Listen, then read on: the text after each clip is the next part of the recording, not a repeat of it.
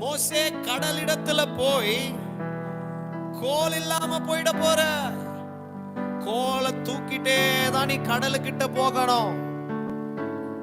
அந்த கோலை வைத்து கொண்டுதான் நீ பேசணும், நான் சொல்றத செய்யணும். கோல் இல்லாம கடல் பிரியாது. ஏன்னா அந்த கோல் கர்த்தருடைய கோல்.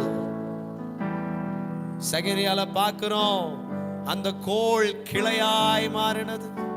ஆரோனுடைய கோல் கிளையாய் மாறினது. அந்த அதிகாரத்தை கையில எடுத்துக்கொள்ளாம நமக்கு இருக்கிற பெரிய அதிகாரமே ஆண்டவராகிய இயேசு என்கிற நாமம். இந்த அதிகாரத்தை கையில எடுக்காம செங்கடல் கிட்ட போய் பிரியணும்னு சொல்லாத, அது பிரியாது.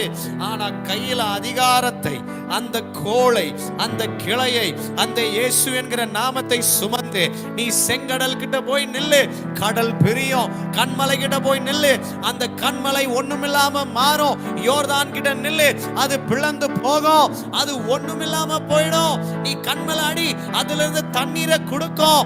ஆண்டவர் ஆகிய இயேசு கிறிஸ்துவின் நாமத்தை, அந்த அதிகாரத்தை சுமக்காம எங்கேயுமே நீ போகாத. உன் பேச்சு அந்த இடத்துல ஒண்ணுமில்லாம போயிடும். ஆனா அதிகாரத்தை சுமந்து நீ போகும் பொழுது, அந்த பெயரை கொண்டு நீ பேசினால் அந்த இடத்துல மாற்றம் வரும், அந்த இடத்துல சுகம் வரும், அந்த இடத்துல ஒரு பெரிய அற்புதம் நடக்கும். ஏன்னா நீ இல்ல, கையில இயேசு என்கிற நாமத்தின் அதிகாரம்.